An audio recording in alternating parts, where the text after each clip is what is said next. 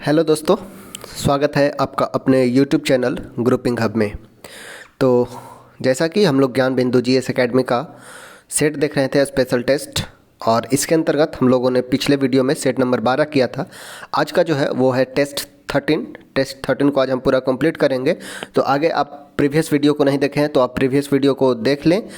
लगभग 1200 क्वेश्चन को with explanation detail analysis किया गया है। आज जो है हमारा होने वाला है सेट नंबर 13। अगर आप चैनल पे पहली बार आए हैं तो चैनल को सब्सक्राइब कर लें और बेल आइकन को दबा दें ताकि आपको नोटिफिकेशन मिलता रहे। तो चलिए बिना समय गवाए हम लोग चलते हैं अपने टेस्ट पे। जो आज का टेस्ट होने वाला है वो है टेस्ट नंबर 13। ठीक है, फर्स्ट क्वेश्चन है, किसने कहा था भारत एक अर्धसंघात्मक राज्य है? भारत को एक अर्धसंघात्मक राज्य किसने कहा था? तो ये कहे थे केसी वियर के द्वारा कहा गया था। भारत को एक अर्धसंघात्मक राज्य के रूप में वर्णन केसी वियर के द्वारा कहा गया था। वही केसी वियर ने एक और स्टेटमेंट दिया था, भारतीय संविधान कठोरता एवं लचीलापन के मध्य एक अच्छा संतुलन है। कठोरता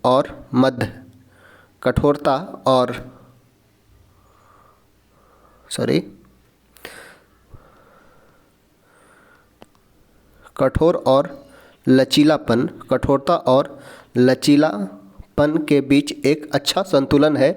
ये भी केसी वियर के द्वारा ही कहा गया था। भारत को एक अर्धसंघात्मक राज्य केसी वियर के द्वारा तथा भारतीय संविधान को कठोरता और लचीलापन के मध्य एक अच्छा संतुलन बतलाया गया था केसी वियर के द्वारा। ऑप्शन नंबर हो जाएगा डी। वही बात किया जाए अगर आइवर जेनिंग्स का, तो आइवर जेनिंग्स ने अपनी राष्ट्रवादी प्रतिक्रियाओं में भारत के संविधान के बारे में बोलते हैं। अपने राष्ट्रवादी प्रतिक्रिया में भारतीय संविधान के निर्माता ने अल्पसंख्यकों के हितों तथा भावनाओं के महत्व को कम करके आका है। ये कहे थे आइवर जेनिंग्स। स्टेटमेंट सुनना है, अपने राष्ट्रवादी प्रतिक्रिया में भारतीय संविधान के निर्माताओं ने अल्पसंख्यकों के हितों और भावनाओं के महत्व को कम करके आका है। ये कहे थे आइवर जेनिंग्स। तथा भारतीय संविधान को वकीलों का स्वर्ग कहा था। इंपॉर्टेंट है, याद रखना है, भारत का संविधान वकीलों का स्वर्ग कहा गया आइवर जेनिंग्स के द्वारा। वही भारत का संविधान विश्व का सबसे बड़ा और विस्तृत संविधान है। यह भी कहे थे आइवर जेनिंग्स ही। भारतीय संविधान को सबसे विस्तृत और बड़ा संविधान तथा वकीलों का स्वर्ग बतलाया जाता है आइवर जेनिंग्स के द्वारा। वही बात किया गया था अर्धसंघात्मक, तो अर्धसंघात्मक बोले थे केसी वियर। ऑप्शन नंबर डी हो जाएगा, सही उत्तर हो जाएगा। नेक्स्ट है अगला क्वेश्चन, कौन सा एक अध्यात्मक शासन प्रणाली का आधारभूत तत्व है? अध्यात्मक शासन प्रणाली में आधारभूत तत्व क्या होता है? तो ये होता है एकल कार्यपालिका। ऑप्शन हो जाएगा बी। कार्यपालिका की सर्वोच्चता होती है अध्यात्मक शासन व्यवस्था में। अध्यात्मक शासन व्यवस्था में आधारभूत तत्व होता है वो कार्यपालिका की सर्वोच्चता अर्थात एकल कार्यपालिका होती है। ऑप्शन हो जाएगा बी। नेक्स्ट है वो है हमारा क्वेश्चन नंबर 3, और ये है अनुच्छेद और प्रावधान से। किस अनुच्छेद में क्या प्रावधान किया गया है?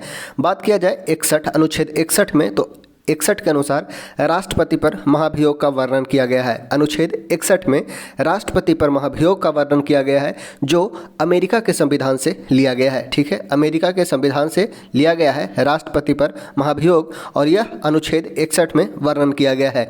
बात किया जाए राष्ट्रपति पर महाभियोग का, तो राष्ट्रपति पर महाभियोग लोकसभा या राज्यसभा किसी भी सदन से प्रारंभ हो सकता है, लेकिन उपराष्ट्रपति पर जो महाभियोग लगता है वो हमेशा राज्यसभा से ही प्रारंभ होगा।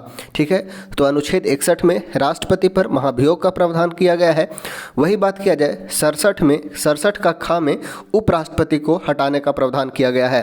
67 का खा उपराष्ट्रपति को हटाता है। अनुच्छेद 94 जो बतलाया गया है, अनुच्छेद 94 में स्पीकर को हटाने का बात किया गया है। स्पीकर यानी कि लोकसभा के स्पीकर को हटाने का बात किया गया है अनुच्छेद 94 के अंतर्गत। वही अगर बात किया जाए अनुच्छेद 90 में, तो अनुच्छेद 90 में राज्यसभा के उपसभापति को हटाने का बात किया गया है। राज्यसभा के उपसभापति को हटाने का बात किया गया है अनुच्छेद 90 में। और बात किया जाए राज्यसभा के सभापति, और राज्यसभा के सभापति ही होते हैं उपराष्ट्रपति, तो उपराष्ट्रपति का वर्णन 67 के ख में किया गया है। राज्यसभा के उपसभापति का हटाने का वर्णन 90 में किया गया है, और लोकसभा के अध्यक्ष को हटाने का वर्णन 94 में किया गया है। तो चारों को हटाने का अनुच्छेद देख लिए।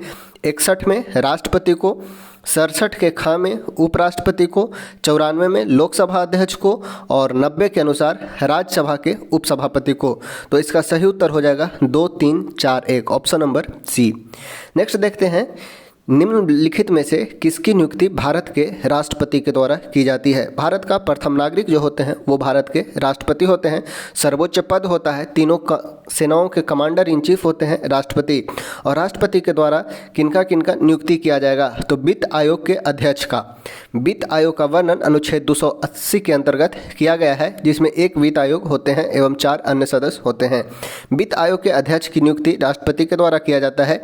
वही बात किया जाए नीति आयोग, नीति आयोग के उपाध्यक्ष की नियुक्ति वो प्रधानमंत्री के द्वारा किया जाता है। नीति आयोग के उपाध्यक्ष के नियुक्ति प्रधानमंत्री के द्वारा किया जाता है। अभी वर्तमान में नीति आयोग के जो उपाध्यक्ष हैं वो हैं सुमन बेरी। वही बात किया जाए संघ राज्य क्षेत्र के मुख्यमंत्री का, तो संघ राज्य क्षेत्र के मुख्यमंत्री का नियुक्ति राष्ट्रपति के द्वारा किया जाता है, अर्थात ऑप्शन हो जाएगा 1 और 3।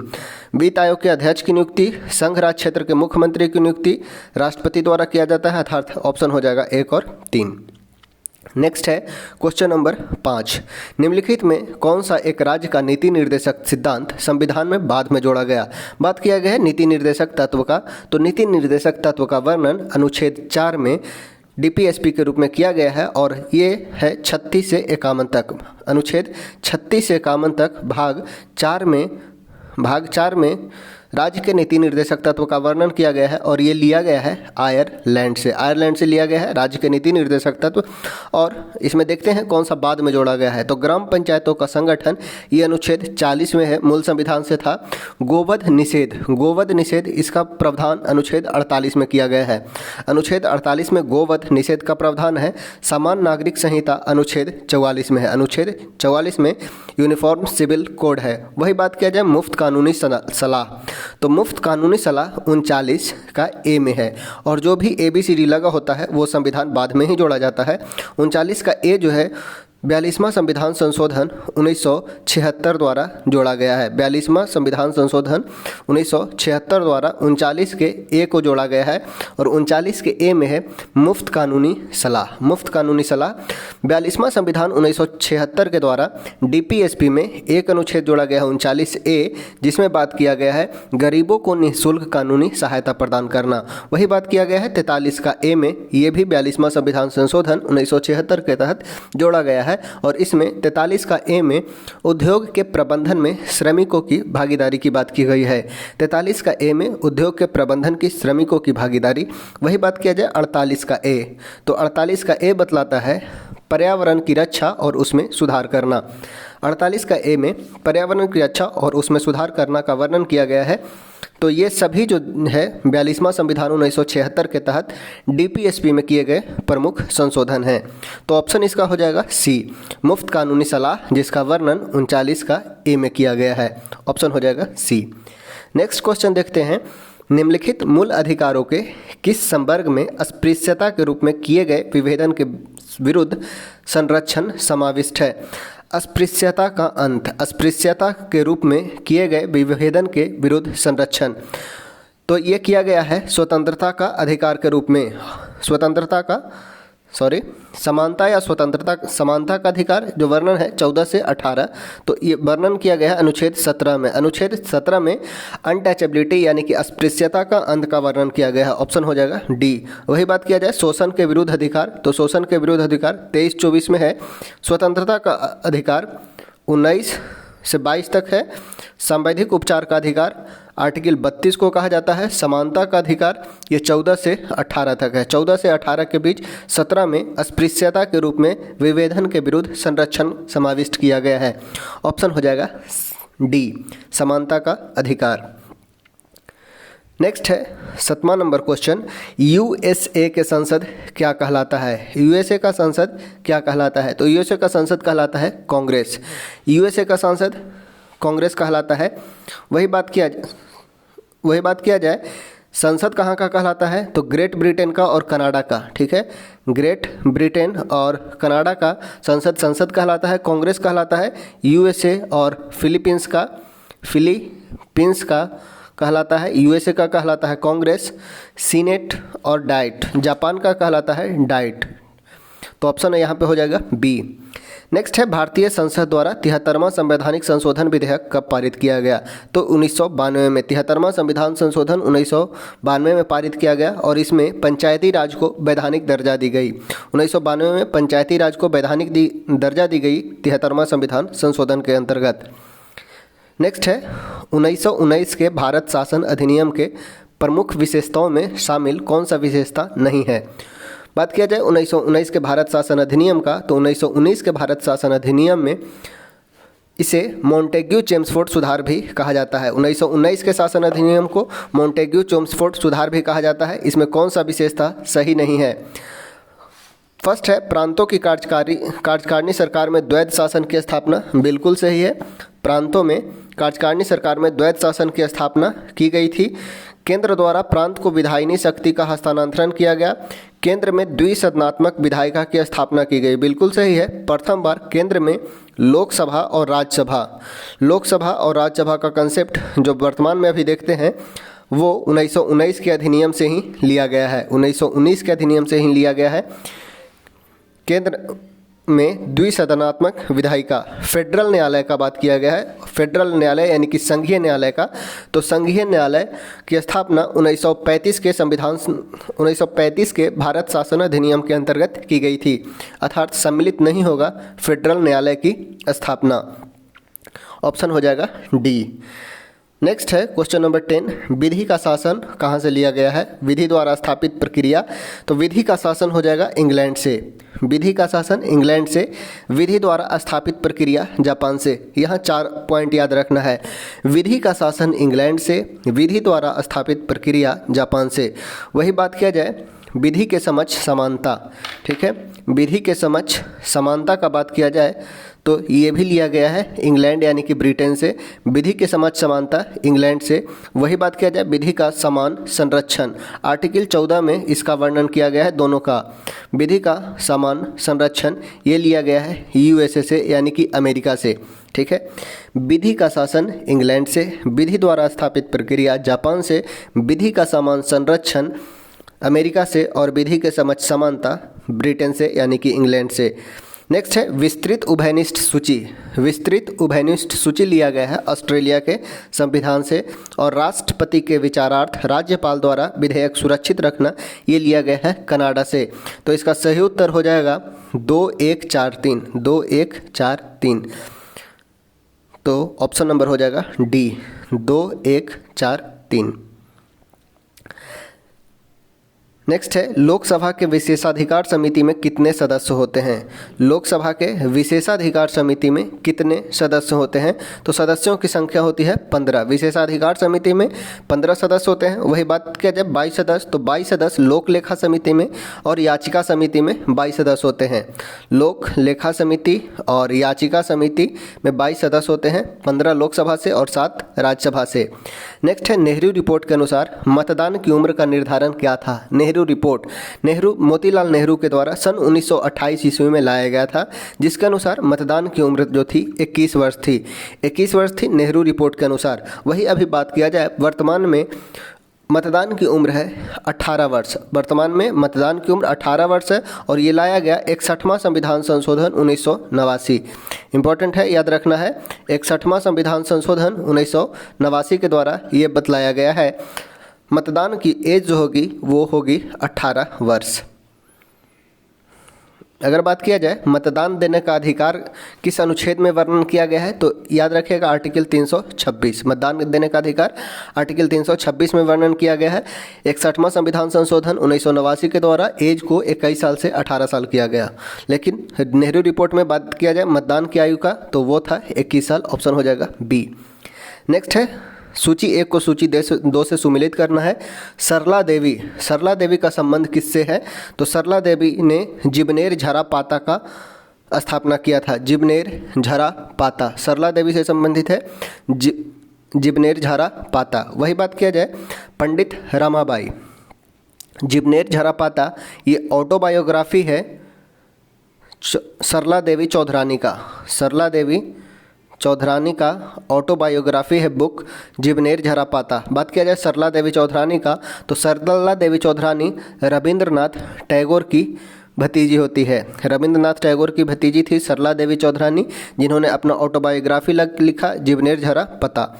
वही बात किया जाए पंडित रमाबाई का, तो पंडित रमाबाई महाराष्ट्र मुंबई से बिलोंग करती थी। ये ब्राह्मण धर्म से संबंधित थी और गैर ब्राह्मण से विवाह की थी। इनके द्वारा 2 संगठन याद रखना है पंडित रमाबाई से, एक आर्य महिला सभा 1881 में आर्य महिला सभा, और 1889 में शारदा सदन। मुंबई में शारदा सदन की स्थापना 1889 में, और 1881 में आर्य महिला सभा की स्थापना पंडित रमाबाई के द्वारा किया गया था। ये पंडित रमाबाई एक हिंदू ब्राह्मण महिला थी जो गैर ब्राह्मण विपिन बिहारी दास से विवाह की थी। तो पंडित रमाबाई से हो जाएगा उच्च जाति की हिंदू महिला, ऑप्शन हो जाएगा ये। रामेश्वरी नेहरू के द्वारा स्त्री दर्पण पत्रिका का प्रकाशन किया गया था। रामेश्वरी नेहरू के द्वारा स्त्री दर्पण और हुकुमो देवी के द्वारा कन्या हितकरणी सभा की स्थापना की गई थी। तो ऑप्शन हो जाएगा 4, 1, 2, 3। सरला देवी चौधरानी, इनका ऑटोबायोग्राफी है जीवनेर झरा पता। सरला देवी चौधरानी है रविंद्रनाथ टैगोर की भतीजी। नेक्स्ट है पंडित रमाबाई, तो पंडित रमाबाई के द्वारा आर्य महिला सभा की स्थापना की गई 1881 में, और 1889 में शारदा सदन की स्थापना मुंबई में किया गया। रामेश्वरी नेहरू के द्वारा स्त्री दर्पण पत्रिका निकाला गया था, स्त्री दर्पण। वही बात किया जाए हुकुमो देवी का, तो हुकुमो देवी कन्या हितकरणी सभा से संबंधित थी, ऑप्शन हो जाएगा ए। नेक्स्ट है क्वेश्चन नंबर 14, एस्ट्रालोब किस प्रकार का यंत्र है? एस्ट्रालोब किस प्रकार का यंत्र है? तो यह अक्षांश बतलाने वाला एक यंत्र है एस्ट्रालोब। बात किया जाए दूरी बताने वाला, तो दूरी बताता है ओडोमीटर। एस्ट्रालोब का बात किया गया है, तो एस्ट्रालोब है अक्षांश बताने वाला एक यंत्र। नेक्स्ट है मेजनी का संबंध किस संगठन से था? मेजनी इटली के एकीकरण से संबंधित है। मेजनी इटली के एकीकरण का जन्मदाता कहा जाता है जोसेफ मेजनी का। इसके द्वारा 1827 में कार्बोनरी का सदस्य बनाया जाता है। कार्बोनरी का सदस्य बनता है मेजनी 1827 में। मेजनी के द्वारा यंग इटली की स्थापना की जाती है। मेजनी के द्वारा यंग इटली की स्थापना मेजनी के द्वारा।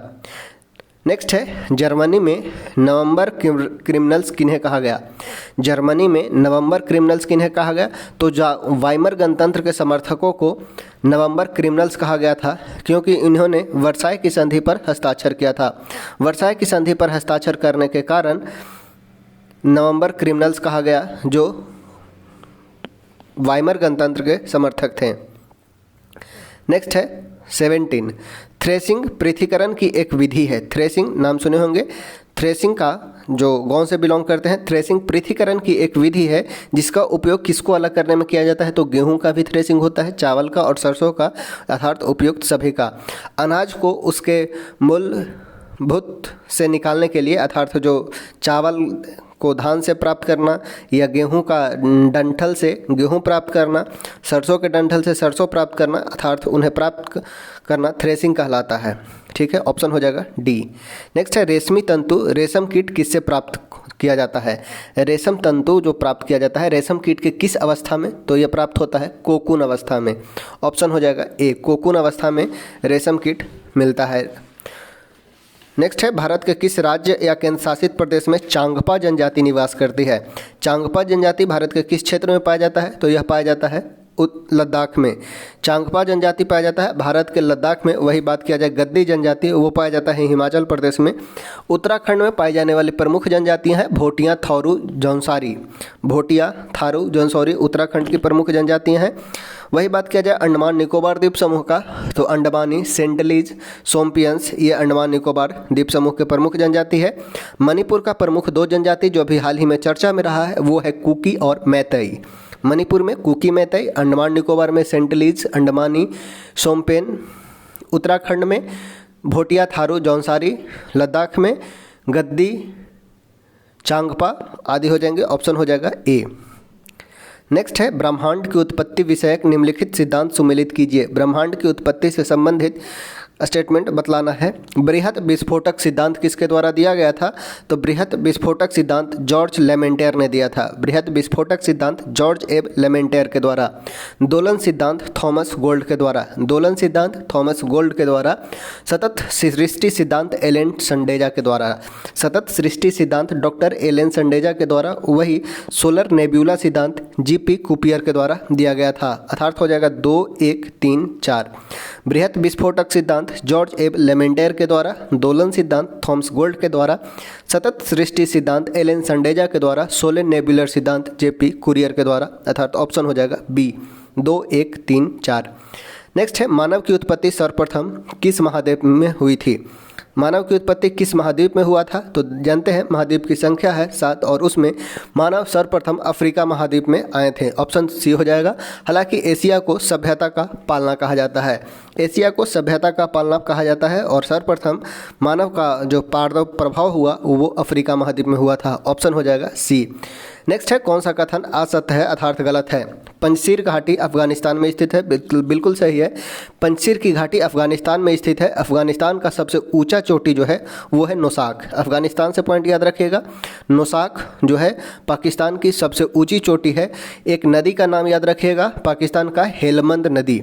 हेलमंद नदी जो है वो हेलमंद नदी अफगानिस्तान में है और अफगानिस्तान की सबसे ऊंची चोटी है नोशाक। नदी एक है हेलमंद और घाटी है पंजशीर घाटी।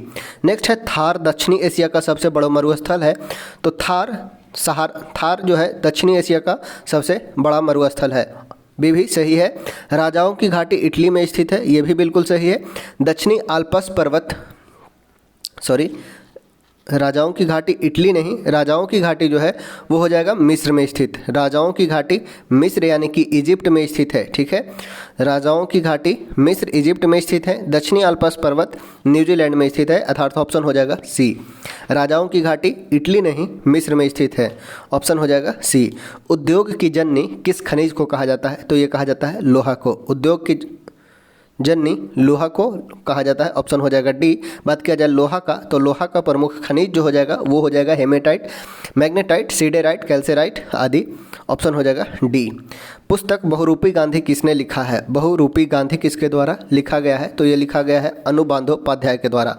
अनुबांधोपाध्याय के द्वारा लिखा गया है बहुरूपी गांधी। वही बात किया जाए जवाहरलाल नेहरू द्वारा रचित बुक जो है वो है डिस्कवरी ऑफ इंडिया, मेरी कहानी, पिता का पुत्र, पत्र पुत्री के नाम, ग्लिम्सेज ऑफ वर्ल्ड हिस्ट्री। ये सभी जवाहरलाल नेहरू के द्वारा लिखा गया है। बात किया जाए चक्रवर्ती राजगोपालाचारी का तो ये स्वतंत्र भारत के प्रथम गवर्नर जनरल थे, चक्रवर्ती गोपालाचारी। ऑप्शन हो जाएगा यहाँ पे डी। बहुरूपी गांधी लिखा है अनुबांधोपाध्याय ने। प्रथम हॉकी विश्व कप का आयोजन कब किया गया? हॉकी वर्ल्ड कप का आयोजन प्रथम बार कब किया गया? तो 1971 में हॉकी वर्ल्ड कप का प्रथम बार आयोजन किया गया है और भारत एकमात्र विजेता रहा है 1975 का फिलीपींस के हॉकी विश्व कप में। फिलीपींस हॉकी विश्व कप 1975 का इंडिया विजेता रहा है। ऑप्शन हो जाएगा बी। 71 में प्रथम बार आयोजन किया गया था। नेक्स्ट है कौन सी भौतिक राशियाँ डिराइव्ड के अंतर्गत नहीं आती है अर्थात व्युत्पन्न राशि कौन नहीं है? बात किया जाए भौतिक राशियाँ का तो मूल भौतिक राशि जो है वो 7 हैं। मूल भौतिक राशि 7 हैं और इसमें कौन आएगा? तो ज्योति तीव्रता। ज्योति तीव्रता मूल भौतिक राशि के अंतर्गत आता है जिसका हो जाएगा कैंडेला। ज्योति तीव्रता कैंडेला इसका यूनिट हो जाएगा। बात किया जाए अन्य डिराइव्ड क्वांटिटीज़ का तो क्षेत्रफल होता है लेंथ इंटू ब्रेथ यानी कि मीटर स्क्वायर, आयतन, डेंसिटी, मास पर यूनिट वॉल्यूम, चाल या वेग, चाल दूरी बटा समय। अर्थात ये सभी डिराइव्ड क्वांटिटीज हैं। ज्योति तीव्रता एक फंडामेंटल क्वांटिटीज़ है। ठीक है, ज्योति तीव्रता एक फंडामेंटल क्वांटिटीज है जिसका मात्रक होता है यूनिट ज्योति तीव्रता कैंडेला। ऑप्शन हो जाएगा डी। नेक्स्ट है वृत्तीय गति के संदर्भ में निम्नलिखित कथन पर विचार करें। वृत्तीय गति के संबंध में निम्नलिखित कथन पर विचार करना है। वृत्तीय गति सदैव ही त्वरित होती है। वृत्तीय गति में प्रत्येक पॉइंट पे इसका डायरेक्शन चेंज होता है और डायरेक्शन चेंज हो या स्पीड चेंज हो तो उसे कहते हैं एक्सेलरेटेड होना। कोई भी पॉइंट पे प्रत्येक पॉइंट पे डायरेक्शन चेंज होता है और वो डायरेक्शन टेंजेंट के अलोंग होगा। ठीक है, प्रत्येक पॉइंट पे डायरेक्शन चेंज होगा और वो डायरेक्शन जो होगा टेंजेंट के अलोंग होगा और जिसके कारण डायरेक्शन चेंज हो जाता है और डायरेक्शन चेंज होने के कारण वो एक्सेलरेटेड होगा, अर्थात वृत्तीय गति सदैव त्वरित होती है। नेक्स्ट है वृत्त के प्रत्येक बिंदु पर चाल की दिशा बदल जाती है। वृत्त के प्रत्येक बिंदु पर चाल की दिशा बदल जाती है, नहीं, प्रत्येक बिंदु पर चाल नहीं बल्कि वेग बदलता है, चाल नहीं वेग बदलता है, ठीक है, क्योंकि डायरेक्शन चेंज होने के कारण वेग बदल जाता है। एक तीक्ष्ण वृत्ताकार पथ पर तीव्र गति से जाता हुआ वाहन अंदर के पहियों पर उल्टेगा तथा बाहर की ओर फिसलेगा, बिल्कुल सही है, अर्थात 1 और 3 सही हो जाएगा, ऑप्शन नंबर हो जाएगा सी। वृत्तीय गति का बात किया गया था। वृत्तीय गति सदैव त्वरित होता है और तीक्ष्ण वृत्ताकार पथ पर जब चलता है तो तीव्र गति से बाहर जाता हुआ वाहन अंदर के पहियों पर उल्टेगा, बाहर की ओर फिसलेगा, ऑप्शन हो जाएगा सी। नेक्स्ट है अधोलिखित में कौन सा कथन असत्य है अर्थात गलत है। पेट्रोलियम को रॉक ऑयल या काला सोना अथवा द्रव सोना भी कहते हैं, बिल्कुल सही है। सड़कों के निर्माण में कोलतार के स्थान पर बिटुमिन का प्रयोग किया जाता है, ये भी सही है। विश्व का पहला तैलाक कुआं पिट्सबर्ग रूस 1859 में खोजा गया, नहीं, यह खोजा गया था रूस नहीं बल्कि अमेरिका में, और यह खोजा गया था पेनिनसिल्वेनिया में खोजा गया था, तो ऑप्शन हो जाएगा सी, गलत है। बायोडीजल ट्रांसएस्ट्रिफिकेशन प्रक्रिया द्वारा प्राप्त होता है, बिल्कुल सही है, बायोडीजल ट्रांसएस्ट्रिफिकेशन प्रोसेस द्वारा प्राप्त होता है। और बायोडीजल से संबंधित एक पेड़ याद रखिएगा, पौधा जेट्रोफा का प्लांट बायोडीजल से संबंधित है, इससे प्राप्त किया जाता है। जेट्रोफा के पौधा से बायोडीजल प्राप्त होता है, अर्थात ऑप्शन हो जाएगा सी। पहला तेल कुआं रूस नहीं अमेरिका के पेनिनसिल्वेनिया में। नेक्स्ट है कौन सा सही सुमेलित है। दीघा तट जो है वो पश्चिम बंगाल में है, बिल्कुल सही है, दीघा तट पश्चिम बंगाल में। गोपालपुर तट गोवा नहीं, गोपालपुर तट है वो उड़ीसा में है, गोपालपुर तट उड़ीसा में है और इसे ब्लू फ्लैग सर्टिफिकेशन प्राप्त है। गोपालपुर तट को ब्लू फ्लैग सर्टिफिकेशन प्राप्त है। अभी वर्तमान में इंडिया में अर्थात भारत में 12 सी बीच को, समुद्री तट को ब्लू फ्लैग सर्टिफिकेशन प्राप्त है।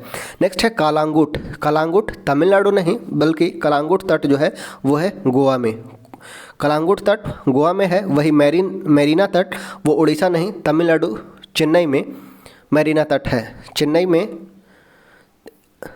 में है मेरीना तट, तो ऑप्शन हो जाएगा ए। दीघा तट कहाँ है, पश्चिम बंगाल में। निम्नलिखित में कौन सा सुमेलित नहीं है। क्रिकेट रानी झांसी ट्रॉफी है क्रिकेट से संबंधित। टेबल टेनिस है, बर्न ब्लैक कप टेनिस से संबंधित है।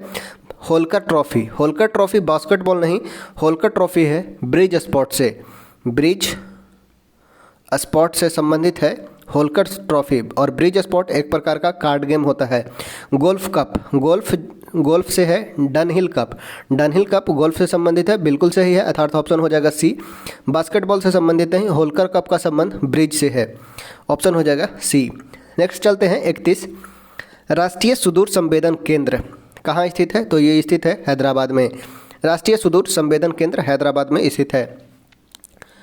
नेक्स्ट है पुलित्जर पुरस्कार प्राप्त करने वाले पहले भारतीय कौन है। पुलित्जर पुरस्कार, बात किया जाए पुलित्जर पुरस्कार का तो ये 1917 में पुलित्जर पुरस्कार प्रारंभ किया गया। पत्रकारिता के क्षेत्र में सर्वोच्च अवार्ड में से एक है पुलित्जर पुरस्कार, और प्राप्त करने वाले पहले भारतीय हैं गोविंद बिहारी लाल। प्रथम भारतीय जिन्हें पुलित्जर पुरस्कार दिया गया वो है गोविंद बिहारी लाल। पुलित्जर पुरस्कार का प्रारंभ 1917 से माना जाता है, पत्रकारिता के क्षेत्र में दिया जाने वाला सर्वोच्च अवार्ड है। इसी तरह एक और अवार्ड का नाम याद रखिएगा, प्रित्जिकर अवार्ड जो आर्किटेक्ट में दिया जाता है, और वही पुलित्जर अवार्ड पत्रकारिता में दिया जाता है। सही उत्तर हो जाएगा गोविंद बिहारी लाल, ये प्रथम पुलित्जर पुरस्कार विजेता भारतीय हैं। स्वदेशी आंदोलन के दौरान बरियासल में स्वदेशी बांधव समिति की स्थापना किसने की थी। स्वदेशी बांधव समिति के स्थापना अश्विनी कुमार दत्त के द्वारा किया गया था, ऑप्शन हो जाएगा डी। बात किया जाए स्वदेशी आंदोलन का तो स्वदेशी आंदोलन सन 1905 में हुआ था और इसका नेतृत्व कर रहे होते हैं सुरेंद्रनाथ बनर्जी। स्वदेशी आंदोलन के नेतृत्वकर्ता होते हैं सुरेंद्रनाथ बनर्जी। इन्होंने बंगाल विभाजन को एक ब्रजपात की तरह संज्ञा दिया था। सुरेंद्रनाथ बनर्जी के द्वारा बंगाल विभाजन को ब्रजपात कहा गया था। वही स्वदेश बांधव समिति की स्थापना अश्विनी कुमार दत्त ने स्थापित किया गया था। रविंद्रनाथ टैगोर बंगाल से संबंधित थे। रविंद्रनाथ टैगोर बंगाल से संबंधित है। इनके बारे में इंपॉर्टेंट पॉइंट हम 2-3 बार से देख ले रहे हैं। तो चलिए आगे बढ़ते हैं। नेक्स्ट क्वेश्चन जो हमारा है, किस वर्ग को सर्वप्रथम पश्चिमी सभ्यता ने प्रभावित किया था? किस वर्ग को सर्वप्रथम पश्चिमी सभ्यता ने प्रभावित किया था? तो वो था शिक्षित हिंदू मध्यम वर्ग। नेक्स्ट है, हर्षकालीन प्रशासनिक व्यवस्था में किसे महासंधि विग्राहक की संज्ञा दी गई थी? महासंधि विग्राहक की संज्ञा किसे दिया गया था? तो विदेश सचिव को। ऑप्शन हो जाएगा बी। नेक्स्ट है, 1924 में कानपुर बोल्शेविक षड्यंत्र मामले में जेल हुआ था किन्हें? 1924 में कानपुर बोल्शेविक षड्यंत्र मामला में जेल किन्हें हुआ था? तो शौकत अली उस्मानी को, नलिनी गुप्ता को और S.A. डांगे को। ऑप्शन हो जाएगा डी। नेक्स्ट देखते हैं 37 नंबर, अधोलिखित कथन पर विचार करें। नरमपंथी और गरमपंथी दोनों ही अगस्त घोषणा के विरुद्ध थे। नरमपंथी और गरमपंथी दोनों ही अगस्त घोषणा के विरुद्ध थे। नहीं, उग्रवादियों ने अगस्त घोषणा पर प्रतिक्रिया देने के लिए अखिल भारतीय उदारवादी महासंघ की स्थापना की। ड्यूक मेमोरेंडम अगस्त घोषणा का आधार बना। अर्थात यहाँ पे 2 और 3 सही हो जाएगा। नरमपंथी और गरमपंथी दोनों अगस्त घोषणा के विरुद्ध नहीं थे। ऑप्शन हो जाएगा बी। नेक्स्ट है, निम्नलिखित राजवंशों में किसका उल्लेख संगम साहित्य में नहीं हुआ है? संगम साहित्य में 3 राजवंश का वर्णन किया गया है, चेर, चोल और पांड्य का। संगम साहित्य में 3 राजवंश चेर, चोल, पांड्य का वर्णन किया गया है। संगम साहित्य 3 संगम साहित्य होते हैं। ऑप्शन हो जाएगा डी, कदम्ब का वर्णन नहीं किया गया है। नेक्स्ट है, निम्नलिखित कथन पर विचार करें। स्तूप से संबंधित है, बुद्ध के अवशेषों को जो स्तूप बनाए गए हैं उससे संबंधित है। वेदिका, इसका निर्माण स्तूप की रक्षा करने के लिए किया जाता था। वेदिका का निर्माण स्तूप की रक्षा के लिए किया जाता था। मेधी कुछ इस प्रकार से इसके चारों ओर बना हुआ रहता था, इसे वेदिका कहा जाता था। मेधी स्तूप का मुख्य हिस्सा होता था। हर्मिका, स्तूप के शिखर पर अस्थि की रक्षा के लिए हर्मिका का निर्माण किया जाता था। छत्र धार्मिक चिन्ह का प्रतीक था। 1, 2, 3, 4 सभी हो जाएगा। वेदिका, इसका निर्माण स्तूप की सुरक्षा के लिए किया जाता था। मेधी का निर्माण स्तूप का मुख्य हिस्सा होता था। हर्मिका स्तूप के शिखर पर अस्थि की रक्षा के लिए किया जाता था। और छत्र धार्मिक चिन्ह का प्रतीक था। ऑप्शन हो जाएगा डी, 1, 2, 3, 4 सभी सही है। उस क्षेत्र का पहचान करें जहाँ से यूरोप वासियों को सर्वोत्तम सोरा और अफीम प्राप्त होता था, तो वो था हमारा बिहार। ऑप्शन हो जाएगा ए। मुर्शिद कुली खान मूलतः क्या था? तो मुर्शिद कुली खान मूलतः एक दक्षिण भारतीय ब्राह्मण था जो बाद में मुस्लिम धर्म में कन्वर्ट हो जाता है और इसने स्वतंत्र बंगाल की स्थापना की। मुर्शिद कुली खान के द्वारा स्वतंत्र बंगाल राज्य की स्थापना की गई थी। यह एक दक्षिण भारतीय ब्राह्मण था। नेक्स्ट है, निम्नलिखित में कौन सा सही सुमेलित नहीं है? लॉर्ड डलहौजी ने अवध का विलीनीकरण किया था। लॉर्ड डलहौजी के द्वारा 1856 में जेम्स आउटरम के रिपोर्ट पर अवध का विलय किया गया था कुशासन का आरोप लगाकर। अवध का विलय लॉर्ड डलहौजी के द्वारा 1856 में किया गया था। अवध के बारे में लॉर्ड डलहौजी कहता है, यह एक चेरी है जो मेरे मुंह में ही आकर गिरेगा। ऐसा कहना लॉर्ड डलहौजी का था।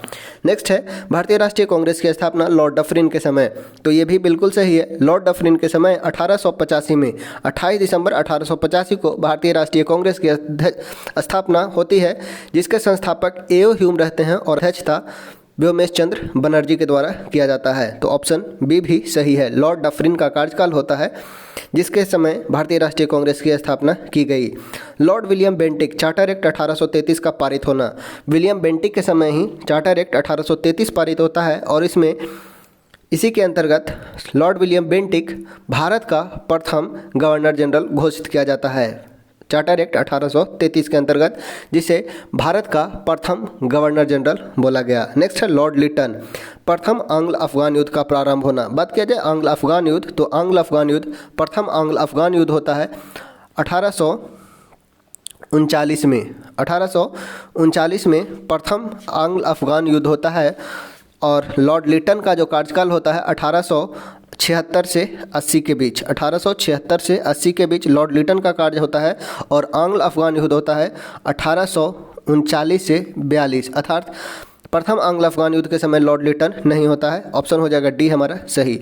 लॉर्ड लिटन के समय में हुए प्रमुख जो काम थे वो था वर्नाक्यूलर प्रेस एक्ट लागू होना तथा वर्नाक्यूलर प्रेस एक्ट, प्रेस पर प्रतिबंध, साथ ही साथ ICS में उम्मीदवारों की एज को घटाया जाना ऑप्शन डी हो जाएगा सही उत्तर। आंग्ल अफगान युद्ध 1839 से 42 के बीच हुआ था, जो लिटन का समय नहीं होता है। नेक्स्ट है 1857 के विद्रोह के दौरान बहादुर शाह ने किसे साहब ए आलम बहादुर का खिताब दिया था? 1857 का विद्रोह 10 मई 1857 से प्रारंभ होता है और तात्या टोपे के फांसी के बाद समाप्त होता है। बात किया जाए 1857 के विद्रोह में, तो प्रमुख नेता जो थे वो थे मुग़ल बादशाह बहादुर शाह। मुग़ल बादशाह बहादुर शाह को नेता बनाया जाता है। हालांकि ये उनकी एज बहुत ज़्यादा होती है और वो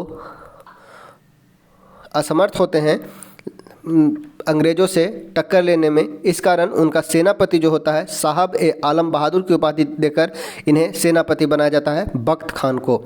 बहादुर शाह के सेनापति बख्त खान को साहब ए आलम बहादुर की उपाधि दी गई थी। ऑप्शन हो जाएगा सी।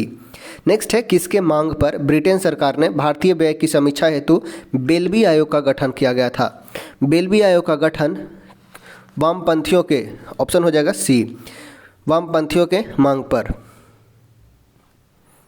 नेक्स्ट है नवंबर 1923 ईस्वी में सेंट्रल लेजिस्लेटिव असेंबली के चुनाव में कहां पर स्वराज पार्टी को स्पष्ट बहुमत मिला था? नवंबर 1923 के सेंट्रल लेजिस्लेटिव असेंबली के चुनाव में कहां पर स्वराज पार्टी को स्पष्ट बहुमत मिला था? तो ये मिला था मध्य प्रांत में। बात किया जाए स्वराज पार्टी का, तो स्वराज पार्टी का गठन 1 जनवरी 1923 को मोतीलाल नेहरू और चित्तरंजन दास के द्वारा किया गया था। 1 जनवरी 1923 को स्वराज पार्टी का गठन किया जाता है मोतीलाल नेहरू और CR दास के द्वारा, जिसमें उनका मुख्य उद्देश्य लेजिस्लेटिव असेंबली में भाग लेकर उन्हें लेजिस्लेटिव असेंबली में भाग लेना था और उसके बाद सुधार करना था। तो स्वराज पार्टी को स्पष्ट बहुमत मिलता है मध्य प्रांत में। ऑप्शन हो जाएगा सी। द रिलीजन ऑफ जावा पुस्तक के लेखक कौन है? द रिलीजन ऑफ जावा पुस्तक के लेखक कौन है? तो ये हो जाएगा क्लिफर्ड गिटीज। ऑप्शन हो जाएगा सी। मुगल प्रशासन के दौरान जिला को किस नाम से जाना जाता था? मुगल प्रशासन के दौरान जिले को किस नाम से जाना जाता था? तो सरकार। सबसे बड़ा होता था वो होता था सूबा या प्रांत। सूबा के बाद सरकार, जिसे जिला कहा गया, सरकार के बाद परगना और परगना के बाद ग्राम होता था। सूबा के बाद सरकार के बाद परगना और के बाद ग्राम। इस प्रकार विभाजन किया गया था मुगल प्रशासन में। ऑप्शन हो जाएगा डी। जिला को सरकार के नाम से जाना जाता था। नेक्स्ट है औरंगजेब ने किसको सहीबात उज जमानी की उपाधि दी थी? सहीबात उज जमानी की उपाधि औरंगजेब ने किसे दिया था? तो जहां आरा को। जहां आरा औरंगजेब की बहन थी जिसे सहीबाज उत जमानी का उपाधि दिया था। ऑप्शन हो जाएगा सी, सहीबात उत जमानी। निम्नलिखित में किस सुल्तान ने निज़ामुद्दीन औलिया ने भेंट करने से इनकार कर दिया था? तो अलाउद्दीन खिलजी को निज़ामुद्दीन औलिया भेंट करने से इनकार कर दिए थे। ऑप्शन हो जाएगा बी। नेक्स्ट है निम्नलिखित में से कौन सा महिला शासक रुद्रमा देवी से संबंधित है? तो यह है काकतीय वंश के रूलर। रुद्रमा देवी काकतीय वंश की रूलर थी। ऑप्शन हो जाएगा सी। खंभा थोइबी एक महत्वपूर्ण प्रदर्शन कला रूप है किस राज्य का? खंभा थोइबी यह एक मणिपुर का प्रदर्शन कला रूप है। खंभा थोइबी मणिपुर का प्रदर्शन कला का रूप है। ऑप्शन हो जाएगा डी। कौन सा समुदाय नवरोज को त्यौहार नववर्ष के रूप में मनाता है? तो यह है पारसी धर्म का नवरोज त्यौहार है वो नववर्ष के रूप में मनाया जाता है। भारत में इसका प्रारंभ बलबन के द्वारा किया जाता है। नवरोज का यह है पारसी धर्म का नववर्ष। ऑप्शन हो जाएगा बी। नेक्स्ट है कुचिपुड़ी शास्त्रीय नृत्य किस प्रकार के संगीत से संबंधित है? कुचिपुड़ी शास्त्रीय नृत्य का बात किया गया है। शास्त्रीय नृत्य की संख्या 8 है, जिसमें एक है कुचिपुड़ी, और कुचिपुड़ी है वो कर्नाटक संगीत से संबंधित है। कर्नाटक संगीत। बात किया जाए कुचिपुड़ी का, तो कुचिपुड़ी आंध्र प्रदेश का शास्त्रीय नृत्य है। ऑप्शन हो जाएगा सी। हिमघाव एवलांस निम्नलिखित में किस प्रकार की आपदा है? हिमघाव एवलांस किस प्रकार की आपदा है? तो यह हो जाएगा एक स्थलीय आपदा। ऑप्शन हो जाएगा बी। हिमघाव यानी कि एवलांस एक प्रकार का स्थलीय आपदा है। नेक्स्ट है श्रीलंका में तमिल आंदोलन उदाहरण है किसका? श्रीलंका में तमिल आंदोलन सजातीय आंदोलन और क्षेत्रीय आंदोलन का। ऑप्शन हो जाएगा ए और बी। तमिल आंदोलन है, एक सजातीय आंदोलन और क्षेत्रीय आंदोलन। ऑप्शन हो जाएगा ए। एक अनवनीकृत यानी कि non renewable source of energy, अनवनीकृत यानी कि नवीनीकृत नहीं किया जा सकता, यानी कि रीयूज नहीं किया जा सकता है, ऊर्जा का स्रोत कौन सा है? सौर ऊर्जा को रीयूज किया जा सकता है, वायु ऊर्जा को भी रीयूज किया जा सकता है। वही बात किया जाए पेट्रोलियम को, तो पेट्रोलियम को एक बार यूज करने के बाद पुनः यूज नहीं किया जा सकता है, यानी कि अनवनीकृत ऊर्जा का स्रोत हो जाएगा पेट्रोलियम। ऑप्शन हो जाएगा बी। नेक्स्ट है निम्नलिखित युग्मों पर विचार करें। आर्द्रभूमि और झील और अवस्थान। होकेरा आर्द्रभूमि पंजाब में नहीं, कश्मीर घाटी में स्थित है, कश्मीर वैली में स्थित है हकेरा आर्द्रभूमि। रेणुका आर्द्रभूमि हिमाचल प्रदेश में है और रेणुका आर्द्रभूमि ही भारत की सबसे छोटी आर्द्रभूमि है। रेणुका आर्द्रभूमि हिमाचल प्रदेश में है जो सबसे छोटी आर्द्रभूमि है। रुद्रसागर झील त्रिपुरा में है, ये भी बिल्कुल सही है। सथामकोटा झील तमिलनाडु नहीं, ये बल्कि हो जाएगा केरला में। सथामकोटा ये हो जाएगा केरला में। पूछा गया है उपयुक्त युग्म में से कितने युग्म सही सुमेलित हैं? तो कितने युग्म सही सुमेलित हैं?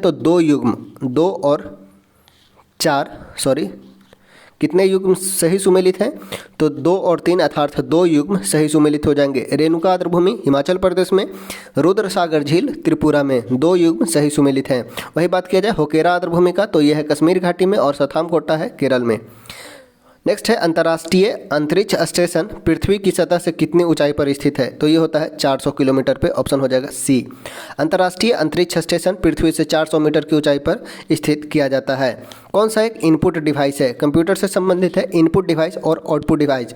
तो इनपुट डिवाइस इसे बोलेंगे जिसे हम कंप्यूटर को देंगे, तो स्कैनर के द्वारा हम किसी चीज़ को स्कैन कर इनपुट करते हैं, तो स्कैनर एक प्रकार का इनपुट डिवाइस हो जाएगा। वही बात किया जाए मॉनिटर, तो मॉनिटर पर हम चीज़ों को देखते हैं, यानी कि डाटा को देखने का काम करते हैं मॉनिटर पर, तो यह एक प्रकार का आउटपुट डिवाइस है। वही प्रोजेक्टर का सेम वर्क है जो मॉनिटर का है। स्पीकर से हम साउंड को सुन सकते हैं, अर्थात यह भी एक प्रकार का आउटपुट डिवाइस है। वही स्कैनर के द्वारा किसी वस्तु को, इमेज को, पेज को अपलोड किया जाता है स्कैन कर, अर्थात स्कैनर एक प्रकार का इनपुट डिवाइस होगा। ऑप्शन हो जाएगा ए। नेक्स्ट है जब प्रोसेसर सीपीयू का प्रयोग करता है तब डाटा और प्रोग्राम कहाँ रखे जाते हैं? तो ये रखा जाता है मेन मेमोरी में। ऑप्शन हो जाएगा ए, मेन मेमोरी में। कौन सा भारत का सबसे पुराना उच्च न्यायालय है? भारत का सबसे पुराना उच्च न्यायालय तो कलकत्ता उच्च न्यायालय। कलकत्ता उच्च न्यायालय की स्थापना 1773 के रेगुलेटिंग एक्ट के तहत 1774 में किया गया था। 1773 के रेगुलेटिंग एक्ट के तहत 1774 में प्रथम बार कलकत्ता उच्च न्यायालय की स्थापना की गई थी, जिसके मुख्य न्यायाधीश जो थे सर एलिजा इम्फे थे। ऑप्शन हो जाएगा सी। नेक्स्ट है किस राज्य सरकार ने भारत की प्रथम हाथी मृत्यु लेखा परीक्षक ढांचा एलिफेंट डेथ ऑडिट फ्रेमवर्क तैयार किया? तो यह किया तमिलनाडु के द्वारा। ऑप्शन हो जाएगा सी। भारत का प्रथम हाथी मृत्यु लेखा परीक्षक ढांचा तैयार किया गया है तमिलनाडु के द्वारा। ऑप्शन हो जाएगा सी। भारत का पहला ओपन रॉक संग्रहालय किस शहर में स्थित है? तो यह हो जाएगा हैदराबाद में। ओपन रॉक संग्रहालय भारत का पहला है हैदराबाद में। ऑप्शन हो जाएगा डी। नेक्स्ट है ग्रैमी पुरस्कार जीतने वाली पहली भारतीय महिला कौन है? ग्रैमी पुरस्कार संगीत के क्षेत्र में दिया जाने वाला एक महत्वपूर्ण पुरस्कार है जो 1959 से प्रारंभ किया गया और इसे प्रथम प्राप्तकर्ता भारतीय महिला हैं, वो हैं तन्वी शाह को 2009 में ग्रैमी अवार्ड दिया गया। 2009 में तन्वी शाह प्रथम भारतीय महिला जिन्हें ग्रैमी अवार्ड दिया गया, ये हैं तन्वी शाह। ऑप्शन हो जाएगा डी। भारत की सबसे लंबी नदी का नाम बताएं। भारत की सबसे लंबी नदी है गंगा नदी जिसकी लंबाई है 2525 किलोमीटर। 2525 किलोमीटर यह गंगा है भारत की सबसे लंबी नदी। वही बात किया जाए ब्रह्मपुत्र का, तो ब्रह्मपुत्र की लंबाई है वो है 2900 किलोमीटर, लेकिन भारत में इसकी लंबाई मात्र 916 किलोमीटर है, अर्थात सबसे लंबा हो जाएगा गंगा। ब्रह्मपुत्र की टोटल लंबाई 2900 किलोमीटर और भारत में इसका लंबाई है 916 किलोमीटर। वही बात किया जाए गोदावरी नदी का, तो गोदावरी नदी का लंबाई है 1465 किलोमीटर और यह दक्षिण भारत की सबसे लंबी नदी है, इसलिए इसे दक्षिण गंगा भी कहा जाता है। गोदावरी नदी की लंबाई गोदावरी एक दक्षिण भारत की नदी है जिसकी लंबाई 1465 किलोमीटर है और यह दक्षिण भारत में स्थित है। दक्षिण भारत की सबसे लंबी नदी है, इसलिए इसे दक्षिणी गंगा भी कहा जाता है। दक्षिणी गंगा कहा जाता है गोदावरी को। बात किया जाए यमुना का, तो यमुना की लंबाई है 1376 किलोमीटर। यमुना का लंबाई 1376 किलोमीटर और यह भारत में स्थित सबसे बड़ी सहायक नदी है। यमुना भारत में स्थित सबसे बड़ी सहायक नदी है, 1376 किलोमीटर। अगर क्वेश्चन पूछा जाए भारत में ही उद्गम और भारत में ही किसी नदी से मिल जाता है, वो है यमुना। ठीक है, भारत में ही उद्गम होता है और भारत में ही गंगा से मिल जाता है, उस अनुसार से सबसे लंबा नदी हो जाएगा यमुना। हालांकि गंगा भारत में निकलती है लेकिन बांग्लादेश में जाके ब्रह्मपुत्र से मिल जाती है, तो ऑप्शन यहाँ पे हो जाएगा गंगा नदी। भारत की सबसे लंबी नदी का बात किया जाए तो ये हो जाएगा गंगा नदी, जिसकी लंबाई 2525 किलोमीटर है। नेक्स्ट है भारतीय सिनेमा का जनक किसे कहा जाता है। भारतीय सिनेमा का जनक दादा साहब फाल्के को, ऑप्शन हो जाएगा सी। दादा साहब फाल्के के सम्मान में दादा साहब फाल्के अवार्ड भी दिया जाता है 1969 से दादा साहब फाल्के अवार्ड भी दिया जाता है सिनेमा के क्षेत्र में। नेक्स्ट है भारत का स्कॉटलैंड के रूप में किसे जाना जाता है। भारत का स्कॉटलैंड किसे कहा जाता है, तो कुर्ग कर्नाटक को, ऑप्शन हो जाएगा बी। स्कॉटलैंड कहा जाता है भारत का कुर्ग कर्नाटक को। नेक्स्ट है भारत का मैनचेस्टर किसे कहा जाता है, तो भारत का मैनचेस्टर अहमदाबाद को कहा जाता है। भारत का मैनचेस्टर अहमदाबाद को। वही अगर बात किया जाए दक्षिण भारत का, तो दक्षिण भारत का मैनचेस्टर कोयम्बटूर को कहा जाता है। वही उत्तरी भारत का मैनचेस्टर यानी कि नॉर्थ इंडिया का मैनचेस्टर, उत्तर भारत का मैनचेस्टर कानपुर को, दक्षिण भारत का कोयम्बटूर को और भारत का अहमदाबाद को कहा जाता है भारत का मैनचेस्टर। बात किया जाए मैनचेस्टर, तो मैनचेस्टर कॉटन प्रोडक्शन के लिए फेमस है। कॉटन यानी कि कपास उत्पादन के लिए फेमस है मैनचेस्टर, और मैनचेस्टर जो शहर स्थित है वो है इंग्लैंड में। इंग्लैंड का शहर है मैनचेस्टर जो कपास उत्पादन के लिए फेमस है, सूती वस्त्रों के उत्पादन के लिए। ऑप्शन हो जाएगा डी, भारत का मैनचेस्टर अहमदाबाद को कहा जाता है। अगर हमारा प्रयास अच्छा लगा हो तो वीडियो को लाइक कीजिएगा और दोस्तों के बीच इन्फॉर्मेटिव वीडियो लगा हो तो दोस्तों के बीच शेयर भी कीजिएगा। चलिए आगे चलते हैं। आपके एक लाइक से हमें मोटिवेशन मिलता है और भी आगे ऐसे वीडियो बनाने की। नेक्स्ट है क्षेत्रफल की दृष्टि से भारत का कौन सा राज्य सबसे छोटा है। क्षेत्रफल की दृष्टि से सबसे छोटा राज्य बात किया जाए तो ये हो जाएगा गोवा, जिसकी लंबाई क्षेत्रफल जो है वो है 3702 किलोमीटर स्क्वायर। 3702 किलोमीटर गोवा का क्षेत्रफल है। वही बात किया जाए सर्वाधिक क्षेत्रफल वाला, सबसे अधिक यानी कि सबसे बड़ा क्षेत्रफल वाला राज्य, तो वो है राजस्थान, जिसका क्षेत्रफल है 3,42,239 किलोमीटर। 3,42,239 किलोमीटर ये है राजस्थान का क्षेत्रफल। और भारत के सबसे बड़े राज्य है राजस्थान, जिसका क्षेत्रफल है 3,42,239 किलोमीटर। वही बात किया जाए सबसे छोटा, तो सबसे छोटा का क्षेत्रफल है गोवा, 3702 किलोमीटर। ऑप्शन हो जाएगा बी। नेक्स्ट है भारत का राष्ट्रीय जलमार्ग 3 किस राज्य में स्थित है। नेशनल वाटरवे 3 किस राज्य में स्थित है, तो ये हो जाएगा केरल में। ऑप्शन हो जाएगा सी। नेक्स्ट है छत्तीसगढ़ स्थित अमरकंटक पठार किस खनिज के लिए प्रचुर भंडार उपलब्ध है। अमरकंटक के पठार में किसका प्रचुर भंडार है, तो ये हो जाएगा बॉक्साइट का। बॉक्साइट का प्रचुर भंडार है अमरकंटक की पहाड़ियों में। बॉक्साइट का बात किया जाए तो बॉक्साइट यह एक एल्युमिनियम का अयस्क है। ऑप्शन हो जाएगा ए। नेक्स्ट है माता टीला हाइडल प्रोजेक्ट किस नदी पर है। माता टीला हाइडल प्रोजेक्ट, तो माता टीला हाइडल प्रोजेक्ट है बेतवा नदी पर उत्तर प्रदेश में। ऑप्शन हो जाएगा सी, माता टीला प्रोजेक्ट बेतवा नदी पर यूपी में।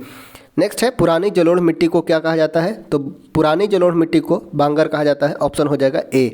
वही नवीन जलोढ़ मिट्टी को कहा जाता है खादर। नवीन जलोढ़ मिट्टी को खादर मिट्टी, रेगुर मिट्टी कहा जाता है काली मिट्टी को।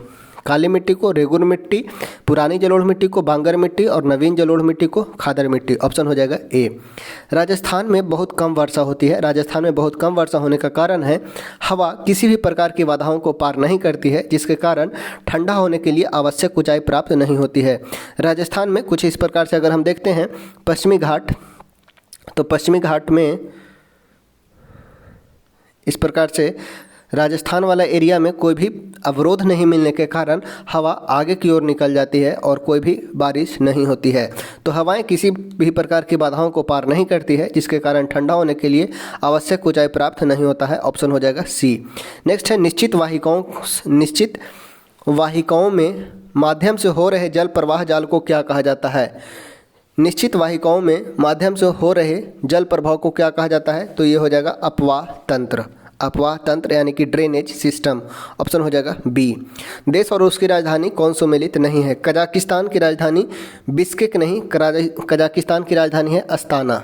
अस्ताना कजाकिस्तान की राजधानी, लीबिया की राजधानी त्रिपोली, बहामास के नसाउ और बेल्जियम के ब्रुसेल्स, अर्थात ऑप्शन ए हो जाएगा सही उत्तर। कजाकिस्तान की राजधानी बिश्केक नहीं, अस्ताना। नेक्स्ट है बंगाल की खाड़ी में जल की निम्न लवणता किसके कारण होती है? अर्थात बंगाल की खाड़ी में जल निम्न लवण क्यों होते हैं? तो नदी के जल के अंतःस्रवण के कारण। भारतीय में गंगा, यमुना, ब्रह्मपुत्र आदि अन्य नदियाँ बंगाल की खाड़ी में अपना जल जमा करती है, जिसके कारण यहाँ पे समुद्री लवणता कम जाती है, यानी कि नदी के जल अंतःस्रवण के कारण। ऑप्शन हो जाएगा डी। नेक्स्ट है कौन सा क्लोरोफिल का घटक नहीं है? क्लोरोफिल, बात किया जाए क्लोरोफिल का तो क्लोरोफिल का फॉर्मूला याद रखिएगा C55 H72 O5 N4 Mg, ठीक है। यह क्लोरोफिल का फॉर्मूला होता है C55 H72 O5 नाइट्रोजन 4 और Mg, अर्थात इसमें कौन सा नहीं होगा? तो ये हो जाएगा कार्बन।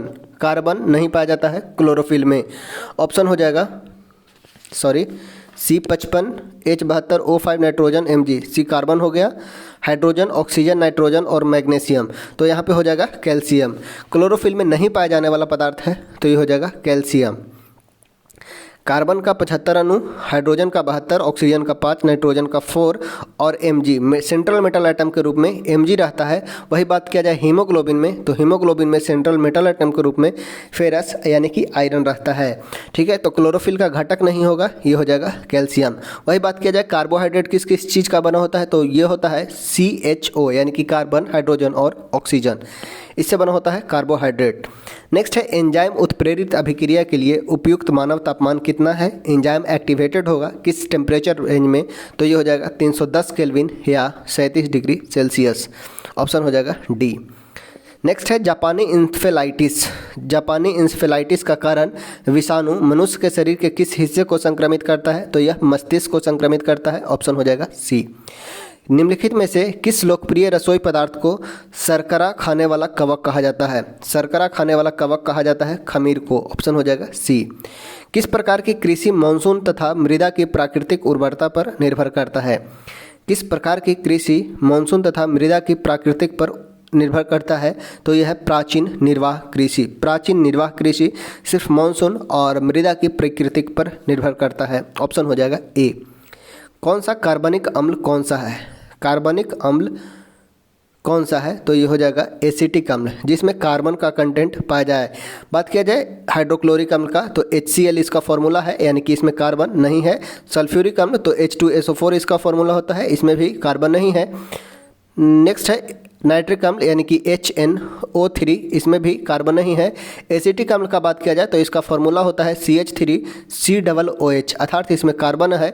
तो वैसे अम्ल जिसमें कार्बन का परसेंटेज पाया जाएगा, कार्बन कंटेंट होगा, वो हमारा कहलाएगा कार्बनिक अम्ल, ठीक है। वैसा अम्ल जिसमें कार्बन का कंटेंट होगा वो कहलाएगा कार्बनिक अम्ल।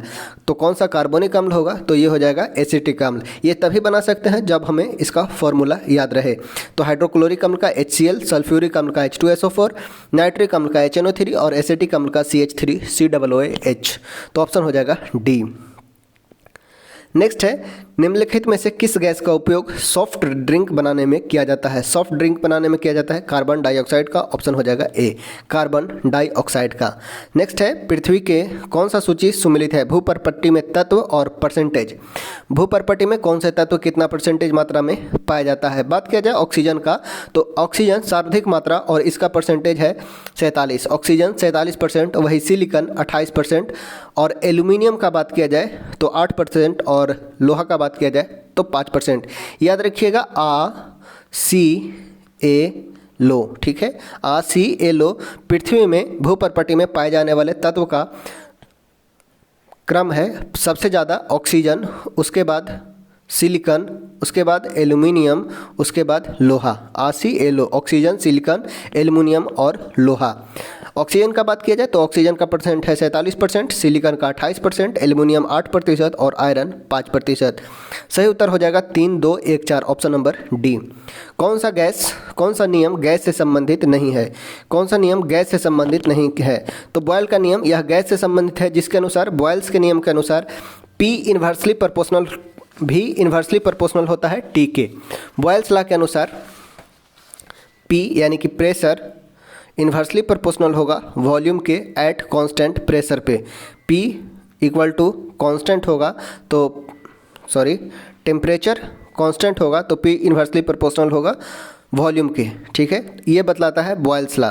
बॉयल्स लॉ के अनुसार स्थिर तापमान पर प्रेशर वॉल्यूम के व्युत्क्रमानुपाती होता है। वही बात किया जाए चार्ल्स लॉ का, तो चार्ल्स लॉ के अनुसार वॉल्यूम डायरेक्टली प्रोपोर्शनल होगा टेम्परेचर के at constant pressure. Pressure constant होगा, प्रेशर P इक्वल टू के यानी कि कांस्टेंट होगा तो वॉल्यूम टेम्परेचर के डायरेक्टली प्रोपोर्शनल होगा। वही बात किया जाए जूल्स का नियम का, तो जूल्स के नियम के अनुसार H इक्वल टू होता है I² R into T. H² होता है I² RT के बराबर, यानी कि हीट प्रोड्यूस्ड होगा इलेक्ट्रिक वायर से I² R इंटू टी के बराबर। ये बतलाता है जूल्स का नियम। एवोगाड्रो का नियम भी गैस के नियम से ही संबंधित है, यानी कि यहाँ पे हमारा सही जो उत्तर हो जाएगा वो हो जाएगा बी। जूल्स का नियम गैस से संबंधित नहीं है, यह इलेक्ट्रिसिटी से संबंधित है। जूल्स लॉ उष्मा से संबंधित है और यह उष्मा I² R इंटू टी के बराबर होता है, अर्थात ऑप्शन हो जाएगा बी। किसके अणुओं के बीच आकर्षण बल अधिकतम होता है? आकर्षण बल यानी कि इंटरमोलिकुलर फोर्स ऑफ अट्रैक्शन सबसे अधिक होगा किस में? तो ठोस में, ऑप्शन हो जाएगा डी। ठोस में मॉलिक्यूल्स जो होते हैं वो क्लोजली पैक्ड होते हैं और उनमें इंटरमोलिकुलर फोर्स ऑफ अट्रैक्शन जो होगा वो सबसे ज़्यादा होगा, अर्थात ऑप्शन हो जाएगा डी। ठोस में अंतराण्विक आकर्षण बल सबसे अधिक होते हैं, अर्थात क्लोजली पैक्ड होते हैं। इनका आयतन और आकार निश्चित होता है, ऑप्शन हो जाएगा डी। नेक्स्ट है किस कण पर शून्य आवेश होता है? किस कणों पर आवेश जो होता है वो होता है शून्य। तो न्यूट्रॉन पर आवेश होता है शून्य, ऑप्शन हो जाएगा बी। न्यूट्रॉन पर 0 चार्ज होता है। वही बात किया जाए पॉजिट्रॉन पर, तो पॉजिट्रॉन पर जितना प्रोटॉन का आवेश होता है 1.6 into 10⁻⁻19 coulomb plus 1.6 into 10⁻⁻19 coulomb होता है पॉजिट्रॉन पर। वही इलेक्ट्रॉन पर बात किया जाए तो -1.6 इंटू 10⁻⁻19 कूलम इलेक्ट्रॉन पर होता है। अल्फा कण पे +2 चार्ज होता है। 0 चार्ज होता है न्यूट्रॉन पे, ऑप्शन हो जाएगा बी। नेक्स्ट है किसी गतिमान कण से संबंध डी ब्रोगली तरंगदैर्घ्य निर्भर नहीं करता है। किसी गतिमान कण से संबंध डी ब्रोगली तरंगदैर्घ्य निर्भर नहीं करता है। डी ब्रोगली वेवलेंथ का बात किया जाए तो लैम्डा जो तरंगदैर्घ्य बतलाता है, लैम्डा इक्वल टू होता है NH/2π। n होता है number of holes into H/2π, 2 NH/h लिख सकते हैं m भी r इक्वल टू जो होता है NH/2π होता है। यहाँ से लैम्डा अगर निकाल लें तो lambda equal to H/m into v, अर्थात तरंगदैर्घ्य डिपेंड करता है H पर, m पर और v पर। H होता है वो होता है प्लैंक्स कांस्टेंट जिसका वैल्यू है 6.626 इंटू 10⁻⁻34 जूल सेकेंड। फॉर्मूला ये याद रखना है, lambda equal to H/mv। m मतलब होता है द्रव्यमान और v मतलब होता है वेग, और m इंटू भी ही हमारा कहलाता है मोमेंटम यानी कि संवेग। p इक्वल टू होता है m into v, mass into velocity, अर्थात ये डिपेंड नहीं करेगा आवेश पर, ऑप्शन हो जाएगा बी। डी ब्रोगली तरंगदैर्घ्य निर्भर नहीं करता है किस पर? तो आवेश पर। फॉर्मूला देखेंगे आवेश पर हो जाएगा। फॉर्मूला अगर देखते हैं तो लैम्डा इक्वल टू जो फॉर्मूला होता है H/m भी होता है। H जो होता है प्लैंक्स कांस्टेंट, m द्रव्यमान और v वेलोसिटी, अर्थात आवेश पर डिपेंड नहीं करेगा, ऑप्शन हो जाएगा बी। किसी देश का वास्तविक राष्ट्रीय आय और प्रति व्यक्ति आय में दीर्घ अवधि तक वृद्धि को क्या कहा जाता है? तो इसे कहा जाता है आर्थिक समृद्धि, ऑप्शन हो जाएगा ए। नेक्स्ट है किस पंचवर्षीय योजना में आर्थिक विकास दर सबसे कम रहा? आर्थिक विकास दर सबसे कम रहा था किस पंचवर्षीय योजना में? तो यह था तीसरा पंचवर्षीय योजना। अब तक पंचवर्षीय योजना का जो कंसेप्ट लिया गया है वो 12 पंचवर्षीय योजना अब तक चलाया गया है। इसके बाद नीति आयोग आया। 12वीं पंचवर्षीय योजना का कार्यकाल जो था 2012 से 17, और पंचवर्षीय योजना का बात किया जाए तो यूएसएसआर के संविधान से लिया गया है, यूएसएसआर से लिया गया है पंचवर्षीय योजना। सर्वाधिक असफल योजना का बात किया जाए तो यह था तीसरा पंचवर्षीय योजना, और इसका कारण था भारत पाकिस्तान युद्ध और भारत चीन युद्ध। भारत पाकिस्तान युद्ध 1965 का भारत पाकिस्तान युद्ध हो या भारत चीन युद्ध हो 1962 का, जिसके कारण तीसरी पंचवर्षीय योजना असफल रही। तीसरी पंचवर्षीय योजना कार्यकाल जो होता है वो होता है 1961 से 66 तक, और इसी बीच 1965 ईस्वी में 1965 में भारत पाकिस्तान युद्ध होता है, वही 1962 में भारत और चीन के बीच युद्ध होता है, तथा इसी बीच भारत में काफ़ी अकाल आता है, जिसके कारण तीसरी योजना असफल सबसे ज़्यादा होता है। तो ऑप्शन हो जाएगा सी। नेक्स्ट है बिटकॉइन क्रिप्टो करेंसी का प्रचलन किसके द्वारा किया गया था? बिटकॉइन क्रिप्टो करेंसी का प्रचलन किसने किया? तो सतोशी नाकामोतो ने। ऑप्शन हो जाएगा ए। बिटकॉइन क्रिप्टो करेंसी का प्रचलन किया सतोशी नाकामोतो ने। नेक्स्ट है भारतीय स्टेट बैंक की स्थापना किस समिति के संस्तुति पर की गई थी? तो गोरे वाला समिति के सिफारिश पे, गोरे वाले समिति के सिफारिश पे 1955 में एसबीआई के स्थापना की गई। नेक्स्ट है भारत में राष्ट्रीय शेयर बाजार का मुख्यालय कहाँ है? भारतीय में राष्ट्रीय शेयर बाजार का मुख्यालय वो हो जाएगा मुंबई में। राष्ट्रीय शेयर बाजार national stock exchange, national stock exchange की स्थापना फिरवानी की समिति के सिफारिश पे की गई थी 1992 में। वही बॉम्बे स्टॉक एक्सचेंज की स्थापना BSE 1875 में बॉम्बे में। दोनों का मुख्यालय जो हो जाएगा वो हो जाएगा मुंबई। भारत में परिणाम उन्मुख बजट पहली बार कब प्रस्तुत किया गया? परिणाम उन्मुख बजट कब किया गया? तो 2005 में। ऑप्शन हो जाएगा ऑप्शन हो जाएगा ए 2005 में। SCO की स्थापना कब की गई? तो SCO की स्थापना 2001 में। संघाई सहयोग संगठन। ऑप्शन हो जाएगा बी। नेक्स्ट है एशिया का पहला मेगा फूड पार्क कहाँ स्थित है? एशिया का पहला मेगा फूड पार्क कहाँ स्थित है? तो ये हो जाएगा रांची झारखंड में। ऑप्शन हो जाएगा ए। बिहार का प्रथम राष्ट्रीय महाविद्यालय 1921 में कहाँ स्थापित किया गया था? तो ये किया गया था पटना में। पटना में बिहार विद्यापीठ के रूप में 1921 में राष्ट्रीय महाविद्यालय की स्थापना की गई थी। वही बात किया जाए पटना यूनिवर्सिटी की स्थापना, तो पटना यूनिवर्सिटी की स्थापना 1917 में हुआ था। ऑप्शन हो जाएगा सी। नेक्स्ट है बिहार में घोंघा झील कहाँ स्थित है? तो घोंघा झील कटिहार में स्थित है। ऑप्शन हो जाएगा सी। घोंघा झील कटिहार में। बिहार में कृषि का स्वरूप क्या है? बिहार में कृषि का स्वरूप है जीवनदायी। बिहार में कृषि का स्वरूप है जीवनदायी, अर्थात कृषि से सिर्फ जीवन चल सकता है, जीवन को पाला जा सकता है। ऑप्शन हो जाएगा बी। इस प्रकार से हम लोगों ने आज देखा 100 क्वेश्चन। आज जो हमारा था सेट नंबर 13 था। अगले इसी तरह हम वीडियो को कंप्लीट करेंगे। आशा करते हैं आप लोग वीडियो पूरा एंजॉय किए होंगे, अच्छा से समझे होंगे। अगर कोई भी दिक्कत हो तो कमेंट बॉक्स खुला है, कमेंट बॉक्स में कमेंट करके बतलाना है। कोई भी सुझाव देना है तो कमेंट बॉक्स में बतला सकते हैं। और अगर वीडियो अच्छा लगा हो, पसंद आया हो, इन्फॉर्मेटिव लगा हो तो वीडियो को लाइक कीजिएगा और चैनल को सब्सक्राइब कीजिएगा। ऐसा देखा जा रहा है कि चैनल को देखने वाले वीडियो तो लगभग 100 में अगर देखा जाए तो 20 लोग ही सब्सक्राइब किए हैं, बाकी अन्य 80 लोग का सब्सक्राइब नहीं है। तो प्लीज़ आपसे रिक्वेस्ट है चैनल को सब्सक्राइब कर लें ताकि आपको नोटिफिकेशन मिलता रहे। Okay, thank you.